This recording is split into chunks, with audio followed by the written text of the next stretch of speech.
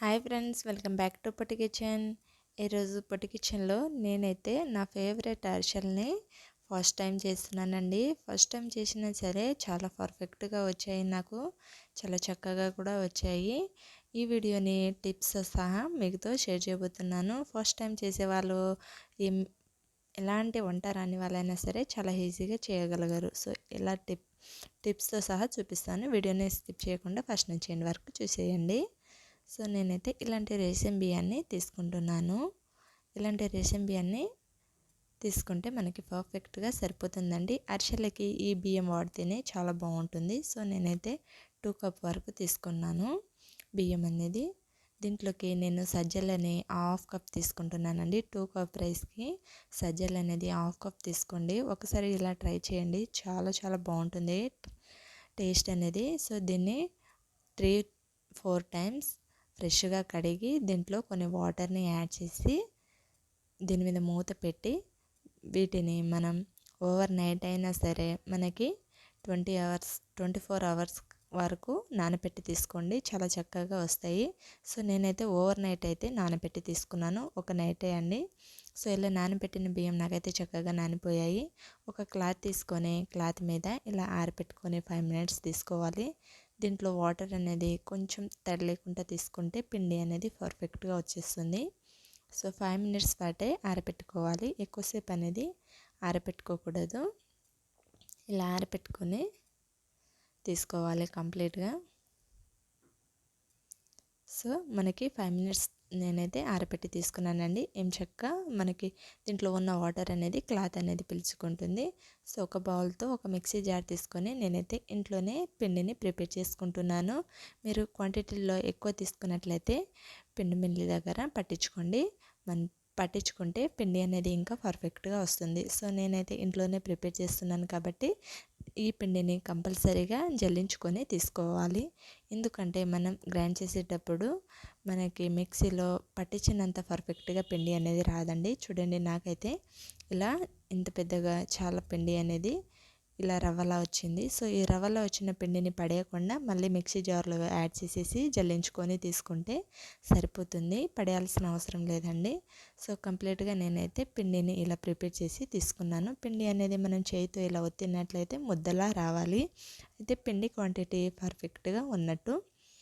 So ఇలా పిండి అన్నంతా జల్లించుకొని తీసుకున్నాక ఈ పిండిని గాలి అనేది పోకుండా, ఆరిపోకుండా, తడి అనేది పోకుండా చేతితో మామూలుగా ఇలా ఒత్తి తీసుకోండి.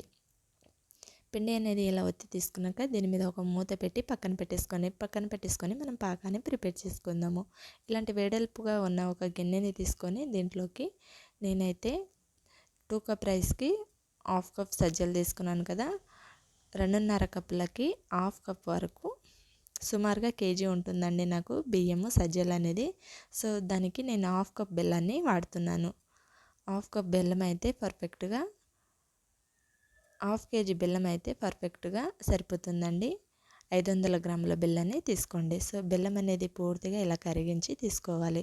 కరిగించి తీసుకున్న బెల్లంలోకి కొన్ని వాటర్ని యాడ్ చేసుకోండి. వాటర్ అనేది ఎక్కువ యాడ్ చేసుకోండి, కొన్ని అయితే సరిపోతుందండి. సో మనకి పాకం వచ్చిందా లేదా అనేది ఇలాంటి ఒక బౌల్ తీసుకొని దీంట్లోకి కొన్ని మనం ఇలా ఉండలా చూస్తే మనకి ఇలా ముద్దలా వచ్చేస్తే మనకి పాకం అనేది పర్ఫెక్ట్గా వచ్చినట్టేనండి. సో ఇలా పాకం అనేది కంప్లీట్గా వచ్చాక దీంట్లో ఇలాచీ పౌడర్ 1 టేబుల్ స్పూన్, నువ్వులు 2-3 టేబుల్ స్పూన్, కొబ్బరి పౌడర్ని 50 గ్రాముల వరకు తీసుకోండి. కొబ్బరి ఫ్లేవర్ అనేది చాలా బాగుంటుంది, మీ దగ్గర లేకపోతే స్కిప్ చేయొచ్చు. సో వీటినంతా ఒకసారి కలుపుకొని మనం దీనిలోకి స్టవ్ ఆఫ్ చేసి అయినా కలుపుకోవచ్చు. నేనైతే ఇలా స్టవ్ ఆఫ్ చేసేసి కలుపుకుంటున్నాను. సో ఇలా స్టవ్ ఆఫ్ చేశాక దీంట్లోకి కొంచెం పిండి అనేది యాడ్ చేసుకుంటూ కలుపుకొని తీసుకోవాలి. పిండి అనేది వీడియో కొంచెం స్కిప్ అయిందండి. సో పిండి అనేది ఇలా యాడ్ చేసేసి మనకి ఇద్దరు ఉన్నట్లయితే ఒకరు పిండి వేసుకుంటా ఒకరు కలుపుకున్నట్లయితే మనకి ఇంకా పర్ఫెక్ట్గా వస్తుంది. మనం ఎలాంటి పండగలకైనా సరే ఎప్పుడైనా చాలా ఎక్కువగా చేస్తూ ఉంటాం కదా, అప్పుడు ఇద్దరుండి చేస్తేనే మనకి అరిసెలు అనేది కలిపేటప్పుడు చాలా బాగా వస్తాయండి, కాల్చేటప్పుడైనా సరే. సో నాకైతే ఎవరు లేరు, నేను ఒకదాన్ని ఇలా పిండి అనేది యాడ్ చేసుకొని కలుపుకుంటూ తీసుకుంటున్నాను. సో మిగతా పిండిని కూడా ఇలా యాడ్ చేసేసుకొని కలుపుకొని తీసుకోవాలి. సేమ్ ప్రాసెస్లో పిండి అనేది మనం పర్ఫెక్ట్గా ఉండాలనేది లేకుండా చాలా చక్కగా నీట్గా కలుపుకొని తీసుకోవాలి. ఇలా పిండి అనేది ఉండలనేది లేకుండా పర్ఫెక్ట్గా కలుపుకోవాలి. సో ఇలా కంప్లీట్గా కలుపుకున్నాక మీకు పిండి అనేది లూజ్గా ఉన్నట్లు అనిపించినట్లయితే దీంట్లో కొంచెం గోధుమ పిండిని వేసి కలుపుకోండి, చక్కగా వస్తాయండి. పాడవకుండా బాగానే వస్తుంది. నాకైతే పిండి క్వాంటిటీ పర్ఫెక్ట్గా సరిపోయింది. నేను మూత పెట్టి 5 మినిట్స్ తర్వాత ఇలా చేసి చూస్తే నాకు పిండి క్వాంటిటీ అనేది పర్ఫెక్ట్గానే ఉందండి. సో దీంట్లో చిన్న పిండి ముద్దని తీసుకొని ఇలా చిన్న చిన్న బౌల్స్లో తీసుకొని చిన్న పేపర్ ముక్కని కట్ చేసి తీసుకున్నాను నేనైతే కవర్ని. సో మీ దగ్గర బటర్ పేపర్ అనేది అవైలబుల్లో ఉంటే బటర్ పేపర్ మీద కొంచెం నెయ్యి లేదా ఆయిల్ని అప్లై చేసుకుంటూ చేసుకోండి. నేనైతే ఇలా చిన్న కవర్ ముక్క అనేది కట్ చేసి తీసుకున్నాను. ఇలా కవర్ చేసుకొని ఇలా ఒత్తుకొని తీసుకున్నట్లయితే మనకి పర్ఫెక్ట్ క్వాంటిటీలో అరిసెలు అనేది వస్తాయి. మరొకటి చేసి చూపిస్తాను చూడండి. ఇలా సింపుల్గా ఉన్న పిండిని ఇలా కొంచెం ఆయిల్ అనేది అప్లై చేసుకొని ఇలా చేతితో మామూలుగా ఒత్తుకొని తీసుకున్నట్లయితే మనకి అరిసెలు అనేది పర్ఫెక్ట్గా వచ్చేస్తాయి. మీరు రెగ్యులర్గా చేస్తున్నట్లయితే మీకు పర్ఫెక్ట్గా ఉన్న వాళ్ళు చేతితో కూడా ఒత్తుకోవచ్చండి ఈ అరిసెల్ని. సో రాని వాళ్ళ కోసం, ఫస్ట్ టైం చేసే వాళ్ళ కోసం నేనైతే ఇలా చూపిస్తున్నాను. ఆయిల్ అనేది బాగా హీట్ చేసుకొని తీసుకోవాలి. ఆయిల్ అనేది బాగా హీట్ అయ్యాక దీంట్లో ఒకటొకటిగా అరిసెల్ని యాడ్ చేసుకొని కొంచెం గోల్డ్ కలర్ వచ్చినాక ఇటు అటు టర్న్ చేసుకొని తిప్పుకుంటున్నట్టే ఇంచక్క పొంగుతూ మనకి పర్ఫెక్ట్గా అరిసెలు అనేది వచ్చేస్తాయి. సో సేమ్ ప్రాసెస్లో ఇలాగే కాల్చుకొని తీసుకోవాలి. ఆయిల్ అనేది బాగా హీట్ చేసుకొని కాల్చుకోండి అరిసెలు అనేవి. అలాంటప్పుడే మనకి పర్ఫెక్ట్గా వస్తుంది.